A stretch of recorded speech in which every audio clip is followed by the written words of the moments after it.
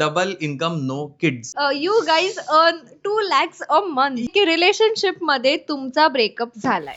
तर मित्रांनो, आमच्या व्हिडिओमध्ये तुमचं परत एकदा स्वागत आहे. तर आम्ही भरपूर टाइम आधी एक स्टोरी अपलोड केली होती की तुम्ही आमच्याबद्दल काय अज्युम करतात ते आम्हाला तुम्ही सांगा आणि आम्ही त्याच्यावरती रिॲक्ट करू की ते बरोबर आहे की चुकीचं. तर आम्ही काही क्वेश्चन्स काढले आहेत एकदम मसालेदार. ऍक्च्युली भरपूर क्वेश्चन्स होते पण आम्ही त्यातले थोडे मसालेवाले घेतले आहेत आणि बाकी आय थिंक आम्हाला पार्ट 2 करावा लागेल. पण आम्हाला ह्याच्यावरनं कळतं की किती लोकांना काय काय विचार आहेत आपल्याबद्दल, काय काय अज्युम करू शकतात आमच्याबद्दल लोक, ते आम्हाला कळालेले. 15-16 क्वेश्चन्स आहेत. तर आपण वळूया वन बाय वन. तर पहिले आहे की रिलेशनशिप मध्ये तुमचा ब्रेकअप झालाय. तुला उत्तर द्यायचं नाही, तू दे. येस. तर रिलेशनशिप मध्ये आमचा ब्रेकअप झालाय Yes. आणि सिरियस वाला ब्रेकअप झालेला. आणि सगळ्यांमध्ये कधी ना कधी असे बोलतात ना वीक पॉइंट्स येतात रिलेशनशिप मध्ये. तसं आमचाही आला होता. ब्रेकअप झाल्यानंतर आम्हाला कळालं की आम्ही एकमेकांशिवाय नाही राहू शकत आणि मग आम्ही परत आलो आणि म्हणून तुमच्याकडे वैविध्याशी आलेला आहे. येस. आणि मग लग्न पण झालं. म्हणजे आणि ते इम्पॉर्टंट असतो फेज, त्याच्यामुळे तुम्हाला कळतं समोरच्याची इम्पॉर्टन्स तुमच्या कारण की ना लाईफमध्ये मला काय. काय वाटतं ना की जेव्हा तुम्ही एखाद्या व्यक्तीला खूप वर्षांपासून ओळखतात ना तर कधी कधी ना आपल्या मनाला पण तो एक ब्रेक हवा असतो. आणि जेव्हा तो ब्रेक मिळतो ना, म्हणजे सगळ्यांनाच नाही, ज्यांना गरज असते त्यांना ब्रेक मिळतो ना, तेव्हा आपल्याला अजून रिअलाइज होतं की नाही, आपण या व्यक्तीशिवाय नाही राहू शकत. आणि मग आपण जास्त लीन होतो की आपण एकमेकांसाठी थोडं चेंज होऊया, 100% बिकॉज नाही राहू शकत एकमेकांशिवाय. सो हे अझम्पशन करेक्ट आहे. Yash is more happier when he listens to Shivani than Shivani. Yes, होतं असं. कारण भरपूर वेळा असं होतं की मी काय विचार करतो ना, मी एवढा त्याचा पुढचा विचार नाही करत की अरे हे करू मग ते करू. ज्या इम्पॉर्टंट गोष्टी आहेत ना त्याचा मी पुढचा विचार करतो. पण आता समजा मी कुठला तरी एक इलेक्ट्रॉनिक घ्यायचंय, मला ते आवडले तर मी हा विचार नाही करणार की 4 वर्षानंतर त्या इलेक्ट्रॉनिकचं काय होणार आहे. मला आवडले मी घेणार. पण शिवानीचं असं असतं की आपण विचार करूया की हे आपल्याला पुढे कधी काम येईल, कसं काम येईल, किंवा किती युज होईल. जेवढे पैसे देतोय तेवढा आपण वापरणार आहोत. तर कधी कधी मी रिग्रेट पण करतो माझे डिसिजन असे. रिग्रेट का? कारण मला सतत ऐकवलं जातं की मी तुला बोललेली, मी तुला हे केलं, मी तुला. मुलींचं नेचर. पण मी सांगतोय की काही काही गोष्टींमध्ये मेजॉरिटी 90% ऑफ द गोष्टींमध्ये जेव्हा मी शिवानीचं ऐकतो तेव्हा मी खुशच असतो. भले तेव्हा माझं त्याच्यासोबत पटत नसेल पण मी खुश असतो. मी हा क्लिप सेपरेटली काढून वॉलपेपर मध्ये ऍड करणार. वॉलपेपर मध्ये वॉलपेपर मध्ये ऍड कर, तू वॉलपेपर मध्ये ऍड कर. की रील बनवल्यानंतर यश आणि शिवानीचं भांडण होतात. बनवल्यानंतर नाही होत पण कधी कधी बनवताना होतं. आणि स्पेशली नाही, फक्त ब्रँडचे रील्स बनवताना आमच्यामध्ये भांडण होतात. आणि आता म्हणजे आता जर आधी 100 भांडण व्हायची ना तर आता एक होतं. एवढं कमी झाले. कारण आम्हाला कळाले आता की शूट करताना प्रॉब्लेम्स काय काय येऊ शकतात आणि एकमेकांचे विचार कसे असतात आणि काय इंटेन्शननी बोलतात. तर मेन आधी कसं व्हायचं ना की आधी दोघं आम्ही असे विचार करतो की आपण हे करूया, हे आपण ते करूया. आणि मग असं जर एखाद्याचं ठरवलं दुसऱ्याला असं व्हायचं की अरे यार मग हे का नाही केलं, मग नेक्स्ट टाइम मग मला तू माझी आयडिया घेतच नाही तर मग काय करू. हे आधी भरपूर व्हायचं पण आता ते पूर्ण निघून गेले कारण आम्ही दोघं एका डिरेक्शन मॅच्युअर झालो आमच्या कामामध्ये. आणि ऑर्गॅनिक रील मध्ये कसं असतं की ते इम्प्रॉम्प्टू असतं, आपल्याला काही ऍक्ट नाही करायचंय. But when it comes to brand आपल्याला एक स्क्रिप्ट फॉलो करावी लागते. मग हे ते मग त्याच्यामध्ये ऑलरेडी प्रेशर असतं डोक्यावरती आणि त्यात क्रिएटिव्ह डिसअग्रीमेंट्स आणि मग होतं. आणि एक की हे भांडणं पण तेव्हा इम्पॉर्टंट होती. असं नाही की मग जर तेव्हाच एखादा माणूस गप झाला असताना तर आता जसे आमच्या दोघांचे विचार आहेत ना तसे आले नसते. तर मग त्या भांडणांचा पण रोल भरपूर होता या सगळ्या मॅच्युरिटीमध्ये. सर नेक्स्ट आहे यश शिवानी पेक्षा जास्त मॅच्युअर आहे. ना तुम जानो ना हम. कसं आहे ना, तो आहे मॅच्युअर. तो माझ्याहून जास्त मॅच्युअर आहे बिकॉज त्याच्या म्हणजे काय बोलतात याचा पण आपण वॉलपेपर बनवूया. चालेल. पण कसं माहितीये, काही टॉपिक्स मध्ये मी मॅच्युअर आहे, काही गोष्टींमध्ये तो मॅच्युअर आहे. म्हणजे जिकडे मला काही गोष्टी कळत नाही त्याच्यामध्ये तो बॅलन्स करून टाकतो. सो आहे तो. आणि जेवढं तुम्हाला वाटतं की तो फन माणूस आहे, तो जास्त विचारिक नाहीये, तर असं काही नाहीये. मला असं वाटतं की जो माणूस जेवढा फन असतो ना तो तेवढाच विचारिक सुद्धा असतो. सो तो भरपूर मॅच्युअर आहे आणि खूप कमी वयामध्ये तो खूप जास्त मॅच्युअर झाला.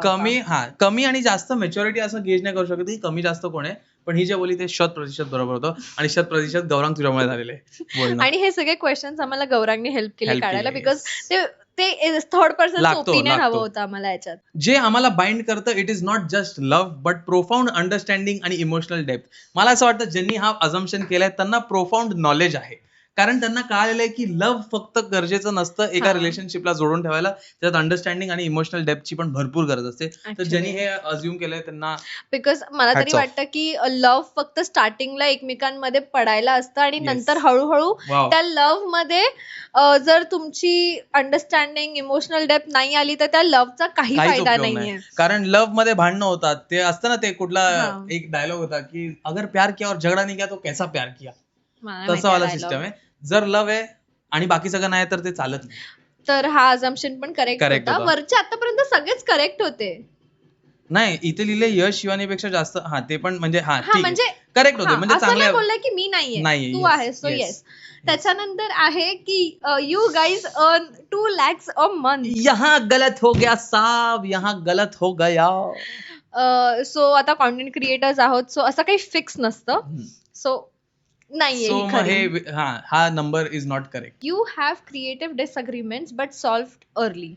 टाइम लागला थोडा स्टार्टिंगला. हे पहिल्या प्रश्नाचंच पुढचं हे भाग आहे की तुमची रील बनवताना भांडणं होतात का? ती भांडणं ह्याच्यामुळे असतात की क्रिएटिव्ह आमचे दोघांचे विचार वेगळे असतात. आता पण आमच्या क्रिएटिव्ह डिसअग्रीमेंट होतात. मी सांगते ऍक्च्युअल मध्ये कसं झालं की स्टार्टिंगला जसं सगळ्यांनाच आता माहितीये की कॉन्टेंट क्रिएशन मध्ये मी जास्त हे होते आणि मी ह्याला घेऊन आणले. तर आधी ना हा ओके करायचा, पण जसं जसं हा शिकायला लागला ना तर ह्याला यायला लागली. तर आधी आमचं इझिली होऊन जायचं सगळं. मी ठीक आहे ठीक आहे, पण आता ह्याचं आणि which is a good thing, कारण की बोलतात ना वेगळे विचार पण आले पाहिजे. सो येस, तसं पण आता होतं.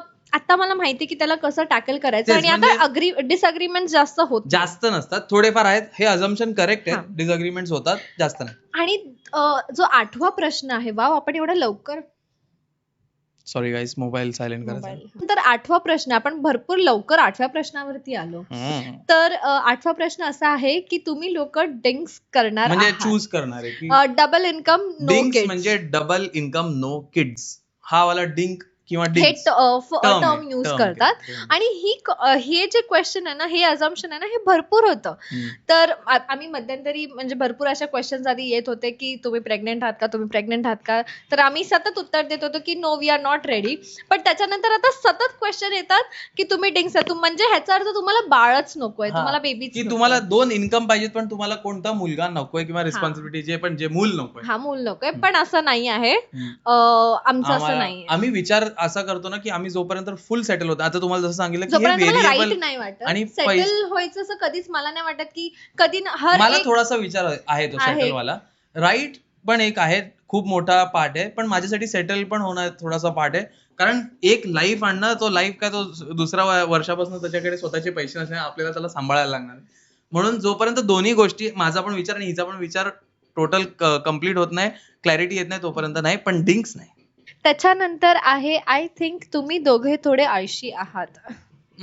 गाईज, सही जवाब. दोघं नाही, स्वतःसाठी बोल. मी कधी आळशी होते माहितीये, जेव्हा माझी झोप नाही होत. पण एक मला सांगायचं इथे, ही कामासाठी आळशी अजिबात नाहीये, अजिबात. ही माझ्या डोक्यावर बसते, ही माझ्याकडनं काम करून घेते, ही माझ्या असं बसलेली असते की यश आपल्याला हे करायचं, हे असं असतं तिचं. आणि हे मला एक गोष्ट आवडते तिची. जर ही आता हे पण वॉलपेपर ठेवला पाहिजे. वॉलपेपरच ठेवतो, आता तू वॉलपेपरच ठेवा. पण हे ऍक्च्युली एक आहे की जेव्हापासून आम्ही सोशल मीडियाला फुल टाइम केलेलं आहे ना, तेव्हापासून सॉरी तू क्या डरा रही है लोगों को? अरे मी मागे करत असं ठेवलं. जेव्हापासून सोशल मीडियाला फुल टाइम आम्ही आमचं काम करून घेतलंय ना, तेव्हापासून ही जर आधी पण ही सिरियस होती 100 टाइम्स, आता ही 200-300 टाइम्स सिरियस झाली त्याच्यासाठी. आणि ही प्रत्येक गोष्ट असं, जर मला कोणतं आमची, कारण एक टीम आहे छोटीशी, त्याच्यात कोणी काय तुम्हाला बोललं ना की हे बाकी आहे तुमचं, ते बाकी आहे, तर ही डायरेक्ट एडीच होते की नाही मला हे करायचंय, मला हे करायचंय, मला ते करायचंय.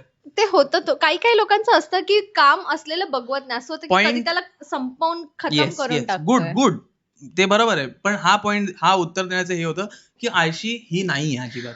कामासाठी तर नाहीच नाही, छोट्या गोष्टींसाठी आहे. घर कामासाठी आळशी, खूप आळशी, घर कामासाठी खूप आळशी, पण कामासाठी नाही. आणि हा उलट आहे, मी कामासाठी असं सांगा हा सगळं करून टाकेल. मी कामासाठी थोडासा आळशी. काम पण कुठलं आलं की हे एडिट करायचंय, ते एडिट करायचंय, हे बघितलंस का, ते बघितलंस का. आणि ऍक्च्युली हे परत अजून एक सांगतो की जर व्हिडिओ येतेय तिचं थंबनेल बरोबर आहे, तिचे सगळे डिस्क्रिप्शन वगैरे आहे. डिस्क्रिप्शन माझी रिस्पॉन्सिबिलिटी आहे म्हणून ते येत नाही कधी कधी नाही, मेजॉरिटी ऑफ द टाइम. तर ते it is all because of her. So she is not आळशी फॉर वर्क.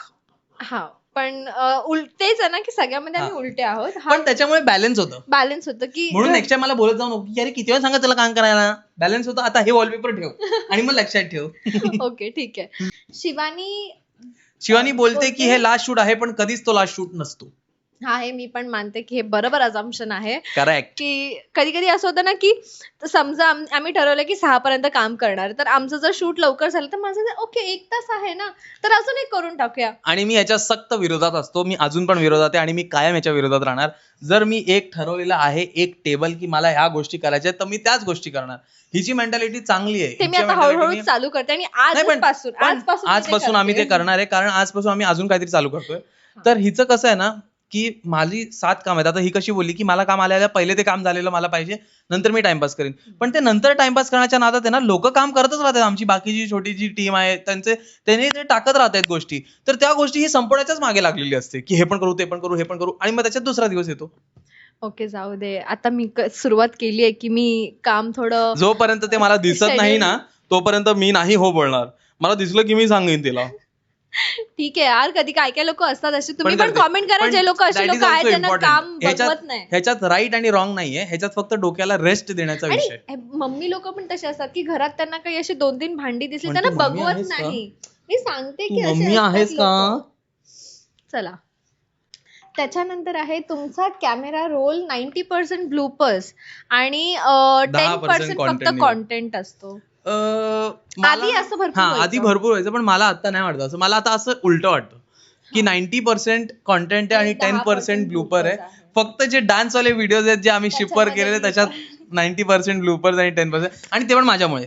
ते पण मी अग्री करतो, कारण मी आहे ना थोडासा कॉन्शियस होतो कधीतरी, कारण मला डान्स करायला भरपूर आवडतो, भरपूर. आणि मनापासून सांगतो, मी कुठे सांगितलेलं नाही. आणि कुठलीच आमची डान्सची रील माझ्या हिशोबाने परफेक्ट नसते झालेली, कारण मी अजून एक पॉईंट बोलतो. माझं वजन वाढलेलं आहे ना, म्हणून मला तसं हलता येत नाही. आणि जेव्हा मी ते कॅमेरामध्ये बघतो ना, तेव्हा मला ते कम्फर्टेबल नाही फील होत. म्हणून ते कधी कधी आमचं असं होतं की 10 टेक घेऊया, पण तो टेक नीट आला पाहिजे. हे पुढे पुढे आम्ही सॉल्व्ह करू. पण फक्त डान्ससाठी दिस अझम्पशन इज करेक्ट. बाकी कुठल्याही गोष्टीसाठी आम्ही आता तेवढे सराईत झालेलो आहे की हे बोलायचं, हे करायचंय ब्रँडसाठी, in case of brand shoot, हे करायचं, ते करायचं, लगेच करून मोकळे होऊन जातो. आणि नॉर्मल आधी असं व्हायचं की आम्हाला कळायचं नाही की व्लॉग किती करायचं, काय करायचं, आणि आता आम्ही सतत करतो तर आम्ही त्यात एक्सपर्ट झालेलो आहोत. एक्सपर्ट नाही बोलणार मी, पण एक्सपिरियन्स ग्रो केले. तर मग आता आम्ही एरर्स कमी करायला ट्राय करतो आणि प्रॉपर जे कॉन्टेंट शूट करतो ते जास्त. But this is not valid for home vlogs, because vlogs करताना आपल्याला सगळं कॅप्चर करावं लागतं आणि देन यू डिसाइड की तुम्हाला काय टाकायचं काय नाही. आणि त्याच्यात पण भरपूर वेळा ना की असे आम्ही काहीतरी टाइमपास करत असतो खूप वेळ, त्यातला आम्हाला भरपूर चालू असतो किंवा असं काहीतरी, तर ते शूट होऊन जातं. तर तसे पण भरपूर टाइम.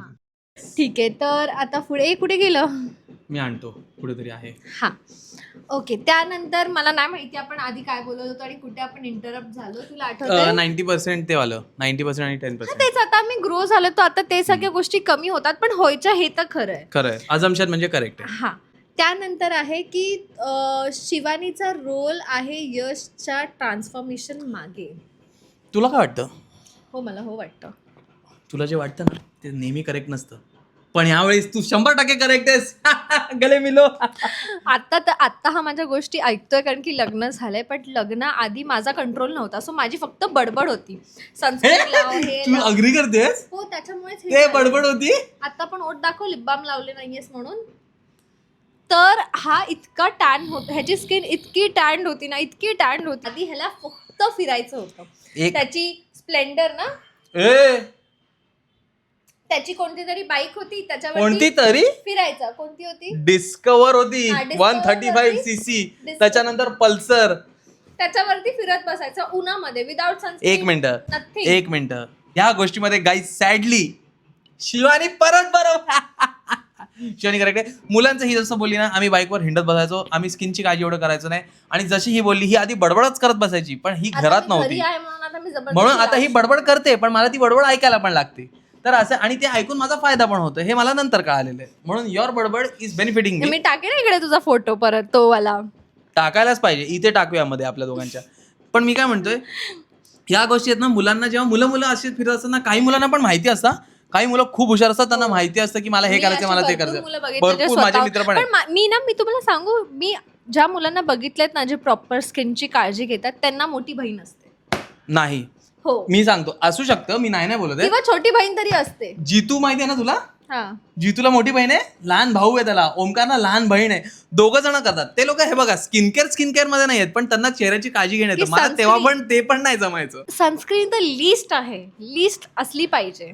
म्हणजे असतं तसं की मुलांना तेवढं नाही कळत, पण मुली आल्यानंतर एक सेकंड, मुलांना असं वाटतं की आता काय दिसत नाहीये, आमची स्किन चांगली आहे, पण जसं जसं वय वाढत जातं ना तसं तसं ते पिगमेंटेशन येत जातं आणि मग तेव्हा असं वाटतं की आधी आपण लावायला पाहिजे. काय कायचं होतं, काय कायचं नाही. जसं आता याला वाटतं की ह्याचं कपाळ कधी कधी डिस्कलरेशन, कधी कधी मला वाटतं असं, पण ते नाही असं वाटतं. ते आता गेलंय, हळूहळू जात.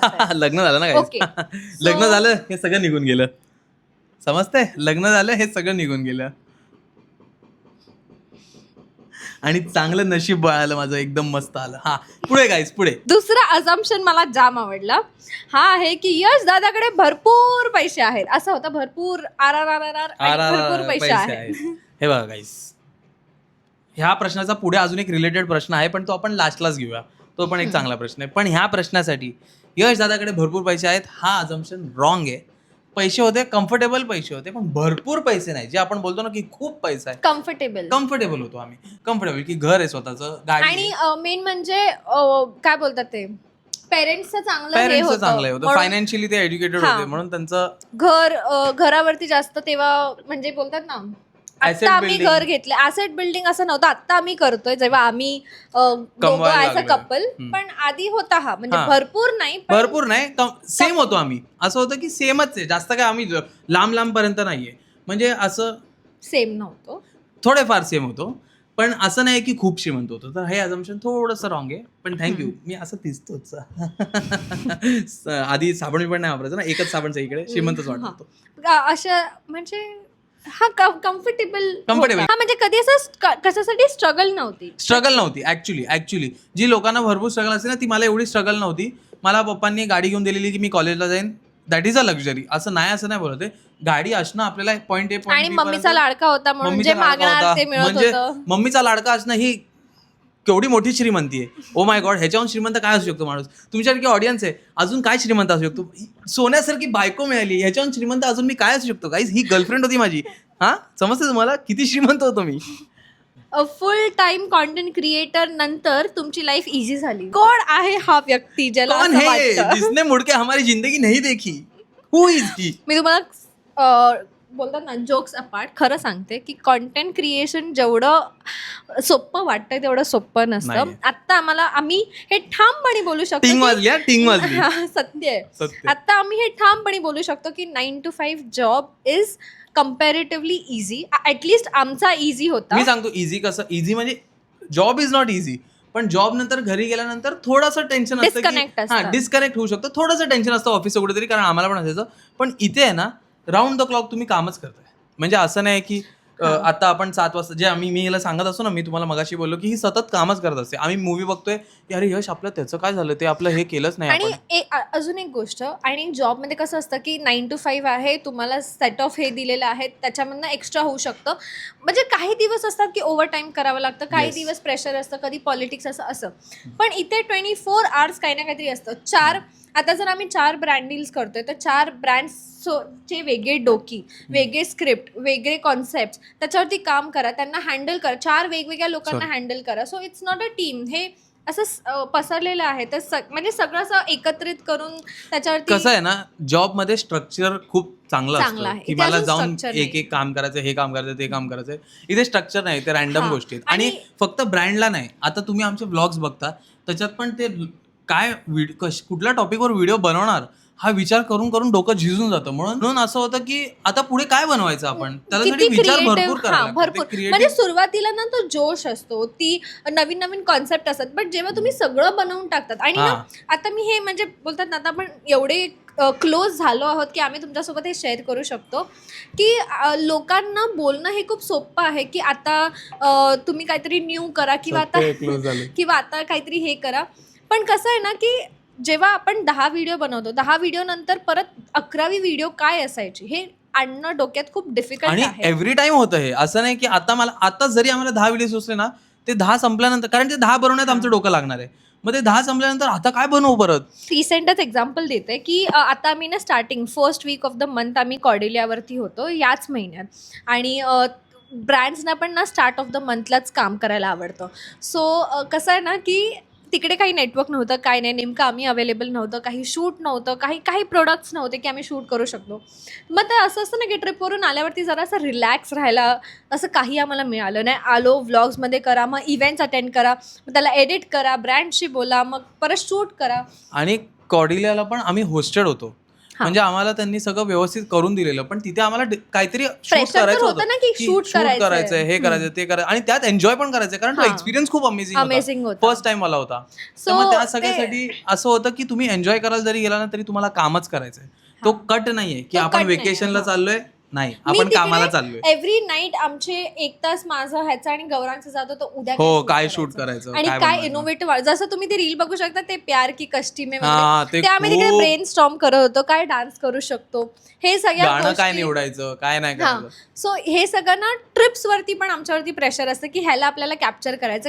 काही दिवस, आता मी शेवटचा दिवस चिल ठेवला होता, पण तो एकच दिवस होता, बाकी टाइम आमच्या डोक्यात सतत होतं की आता शूट करायचं. सो कॉन्टेंट क्रिएशन जेवढं सोपं वाटतं तेवढं नाहीये.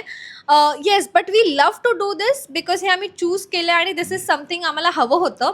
आणि आम्ही दोन्ही एक्सपिरियन्स करून बघितलंय, अ गुड कॉर्पोरेट जॉब आणि अ गुड, ते पण छान होतं, हे पण छान होतं, हे आम्हाला आवडतं म्हणून आम्ही एवढी स्ट्रगल करतोय, स्ट्रगल नाही, एफर्ट्स घेतोय आणि हे सगळं सामावून घेतोय. पण it's not easy.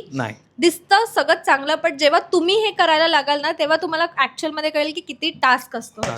Next assumption आहे की युट्यूबच्या पैशांवरती घर चालू शकतं. हा अझम्पशन राईट पण आहे आणि रॉंग पण आहे, म्हणजे डिपेंड्स. मेजॉरिटी मला वाटतं हो, जर तुम्हाला माहिती की तुम्हाला किती पैसे कमवायचे आणि हे पण माहिती असलं पाहिजे की एव्हरी मंथ मला वेगळे पैसे येणार आहेत, तर जर ते गरजांवर पण आहे आणि लाईफस्टाईल तुम्ही कशी मेंटेन करता त्याच्यावर पण आहे, पण मला मेजरली असं वाटतं की हो आपण चालवू शकतो. पण तुम्हाला खरं सांगायला गेलं ना तर युट्यूबचं असं आहे की if you are totally dedicated की तुम्ही युट्यूबवरती तुमचं अख्खं करिअर करताय, डेली व्लॉग्स और मंथली, वीकली और टेक व्लॉग्स जे पण आहे ते, तुम्हाला स्टार्टिंगला अंदाज येईल की किती पैसे तुम्ही अर्न करताय, त्याच्यानंतर कसं ते ग्रोथ होतं, बिकॉज यू डोंट नो की पुढची व्हिडिओ चालेल की नाही, लोकांना आवडेल की नाही. कधी कधी असं होतं, काही अल्गोरिदम चेंज होतं, हे होतं, सगळ्या गोष्टी असतात. सो बॅकअप तर असलंच पाहिजे. बट येस, जर तुमचं करिअर चांगलं सेट झालं युट्यूबवरती तर येस, तुमचं युट्यूबने करिअर सेट होऊ शकतं. आणि किती लोकांचं झालं, आम्ही तर आत्ता आलेलो आहोत, आमच्या आधी पण किती युट्यूबर्स आहेत जे किती सक्सेसफुल झालेत ओनली बिकॉज ऑफ युट्यूब. ते पलीकडे गेलेत सक्सेस. सो आणि ते पण फक्त युट्यूबने. तर हा प्रश्न तर, आणि प्रत्येक गोष्टीचं सॅच्युरेशन असतं. असं कधीतरी होऊ शकतं की एक टाइम येईल जेव्हा युट्यूबवर करिअर नसेल, युट्यूब पॅशनसाठी लोक फॉलो करतील, पण आता सध्याच्या टाइम मध्ये मला असं वाटतं की करिअर बनवू शकतो. तुम्हाला माहिती पाहिजे काय करायचं, पण एक असं पण आहे की ह्याच्या मागे फक्त लागू नका, तुमचा बॅकअप पण काहीतरी असला पाहिजे. आणि नंतर जेव्हा तुम्हाला वाटतं की okay now I am settle and comfortable, लहानपणापासून हा विचार नाही करून चालायचं की मी युट्यूबवर होणार आहे, as a career option me YouTube choose करतोय, कारण ते तुमच्यावर डिपेंड नाही करत, तुमच्यावर डिपेंड करतं, पण ते कसं परसिव्ह करतायत लोक तुमचे व्हिडिओज, त्यांना किती आवडतात त्याच्यावर. मी भरपूर असे लोक बघितले जे टॅलेंटेड आहेत, जे डेडिकेटेड पण आहेत, पण त्यांचे व्हिडिओज नाही चालत. आणि मी भरपूर असे लोक बघितले जे एवढे टॅलेंटेड आणि आज ते अर्बन कंपनीमध्ये काम करतात, भरपूर आहेत, कारण त्यांनी युट्यूब चालू केलं पण ते त्यांचं युट्यूब तसं नाही निघालं जसं त्यांना वाटलं निघेल. हे खूप सॅड गोष्ट आहे, पण हे होऊ शकतं. म्हणून लहानपणापासून असा विचार करून चालू नका की मी अभ्यास नाही करणार, मी हे नाही करणार, मी युट्यूबच करणार आहे, मी तेच चालू करणार, मी त्याला करिअर बनवणार आहे. नाही, आम्ही पण जॉब केला, 6 इयर्स आम्ही जॉबमध्ये होतो. युट्यूब चालू केल्यानंतर आम्ही वर्षभर विचार केला की आम्हाला हे करायचं की नाही, 1.5 इयर विचार केला आणि मग हा डिसिजन घेतला. हा बेस्ट अझम्पशन आतापर्यंतचं, कारण हे मी आत्ता नाही ऐकत आहे, हे मी कॉलेजमध्ये पण ऐकलंय, हे शिवानीनी पण कॉलेजमध्ये पण ऐकलंय. तुम्हाला गेस करायला टाइम देतो, 3 सेकंड आहेत, पॉज करा व्हिडिओ आणि गेस करा कॉमेंट काय असेल. 1, 2, 3, your time is up guys. हा नेक्स्ट अझम्पशन आहे की शिवानी दीदी गोल्डीगर आहे, कारण तिला हा गोल्ड मिळालाय. गाईज हे मी तुम्हाला एक फॅक्ट सांगतो. कॉलेजमध्ये होतो ना तेव्हा मी, जसं हिने सांगितलं, मी मेंटेन नव्हतो अजिबात, मी काही करायचो, मी कसंही, आणि मी असं बघायला गेलं तर ब्युटी स्टँडर्ड्सनी एकदम हँडसम मुलगा असा नाही आहे, म्हणजे बघून आवडेल असा मी नव्हतो. मी मान्य करतो, मी स्वतःला बोलू शकतो, मी हे बोलतोय. त्या टायमात जेव्हा शिवानी माझ्यासोबत होती, शिवानी तेव्हा पण सुंदरच होती, अजून सुंदर होती, म्हणजे आता पण अजून सुंदर होती असं नाही यार, मी तुला सांगतोय, मी एक्झाम्पल द्यायला त्यांना सांगतोय की सुंदर होती तेव्हा पण, आता जास्त सुंदर आहे, तेव्हा पण सुंदरच होती. तर तेव्हा लोकांना असं वाटायचं की ही ह्याच्यासोबत, आणि माझे मित्र पण बोलायचे तुला ही पटली, तुझी ही गर्लफ्रेंड आहे. म्हणजे फक्त असे लोक जे एकदम जवळचे नाहीयेत, जे एकदम जवळचे आहेत त्यांना काही फरक नव्हता पडत, बिकॉज त्यांना माहिती होतं की आमचं बॉन्ड कसं आहे आणि काय इम्पॉर्टंट आहे आमच्यासाठी, ते आम्हाला ओळखत होते. येस, आणि तेव्हा शिवानीला भरपूर लोक बोलायचे पण, आणि तिला असं जाणीव पण करून द्यायची की तू गोल्ड डिगर आहेस, आम्हाला माहितीये. पण मला कळत नाही लोकांना असं का वाटायचं तेव्हा पण की माझ्याकडे भरपूर पैसा आहे किंवा काय आहे, की शिवानी माझ्यासोबत राहील पैशांसाठी. गोल्ड डिगरचा अर्थच तो आहे की मी पैशांसाठी याच्यासोबत आहे. बट मला ना तेव्हा इतका फरक नाही पडायचा. मला नाही होती तेवढी की मला पण फरक नाही पडायचा, मी कसाही दिसू दे, मला माहिती माझी म्हणजे तेव्हा पण मी तिला तेव्हापासून बायकोच बोलतो. तेव्हा मला खरंच काहीच फरक पडत नव्हता. आणि काय सांगते मी, मला कसंच पडेल, मला तर सुंदर मुलगी भेटलेली. म्हणजे मी सांगते कसं आहे की माझं ना एक चांगलं आहे की माझे जास्त कॉन्टॅक्ट्स नाही आहेत, मी जास्त लोकांसोबत कनेक्टेडच नव्हती. माझं असं आहे की मला छोटूसा बबल आवडतो, मी कमी लोकांमध्ये असते. सो लोक माझ्या मागे काय बोलतात हे मला वाया कळायचं, आणि ज्यांच्याकडनं मला कळायचं ते लोक पण आमच्या लांबचेच असायचे. सो इतका कधी फरक मॅटरच नाही केलं. आणि मला असं वाटतं की एवढा चांगला नवरा मिळाला म्हणून बघ आता बघितलं ना, मग मी बोललो ना वॉलपेपर पाहिजे हा, की एवढा चांगला नवरा मिळालाय, सोनं मिळालं म्हणून सोनं डिगर बोलतात. आत्ता मला म्हणजे आता मी खूप खूप ग्रेटफुल आहे की आम्ही दोघं मिळून काहीतरी असं करतोय की ज्याने आम्ही सक्सेसफुल होतोय, ज्याने आम्हाला ग्रोथ मिळते, ज्याने आम्हाला आवडतंय ते आम्ही करू शकतोय. So this is actual gold. नाही तर कधी कधी असतं हे गोल्ड आहे, हे जे रिलेशन आहे ते. मी आता माझ्या फ्रेंड्सचं पण बघते की त्यांना कॉन्टेंट क्रिएशन करायचं आहे पण त्यांचे नवरे त्यांना सपोर्ट नाही करत, किंवा वाईस वर्सा, किंवा दोघांचे म्हणजे करिअर पाथ्स खूप डिफरंट आहेत जे एकमेकांना समजून नाही घेतात. So not only content creation, पण काही एक इंजिनियर असेल किंवा दुसरा डिझायनर असेल, त्यांचे मॅचच नाही करत आहेत थिंकिंग. सो कधी कधी तिथे पण क्लॅशेस होतात. बट म्हणजे लकीली टचवूड की मॅच करते सोनं. तर येस, हे होते काही अझम्पशन्स. आणि आम्हाला नक्की कॉमेंट करून सांगा की ह्याच्यातले तुमचे अझम्पशन्स कुठले होते आणि तुम्हाला या अझम्पशनचे आम्ही जी उत्तर दिली ती आवडली. आणि आपण एक काम करूया, तुम्ही आम्हाला कॉमेंटमध्ये सांगा की तुम्हाला अजून काय नवीन बघायला आवडेल, म्हणजे आम्हाला हेल्प होईल. आणि अजून एक गोष्ट मी ॲज अ बोलते ना हे सांगते की आम्हाला भरपूर असे कॉमेंट्स येतात की ॲक्सिडेंट प्रँक करा, डिवोर्स प्रँक करा. मला ते ना नेगेटिव्ह गोष्टी नको नाही, पण आम्ही ते करू शकत नाही, मला नाही वाटत की ते होईल. आणि मला ते नकोय सगळं या चॅनलवरती. मला असं की फन प्रँक असू दे, भूताचा प्रँक किंवा काही असं प्रँक असू दे, पण ते ऍक्सिडेंट किंवा प्रेग्नेंट प्रँक पण बोलतात. आणि मला असं ना की जर मी कधी प्रेग्नेंट होते आणि मी माझ्या फॅमिलीला सांगते तर मला त्यांच्या इमोशन्स बरोबर नाही खेळायचंय. सो मी हे सगळे प्रँक्स मला माहिती बघायला फन वाटतात, बट मला करायला ते जीवावर येईल म्हणून नको ते नको. पण बाकी तुमचे सजेशन चांगले असतात, लाईट हार्टेड सजेशन सांगा, ते आम्ही नक्की ट्राय करू आणि कॉमेंट नक्की करा. So thank you for watching this video. परत भेटू पुढच्या व्लॉग मध्ये. सबस्क्राईब केलं असेल तर सबस्क्राईब करा गाईज. बाय.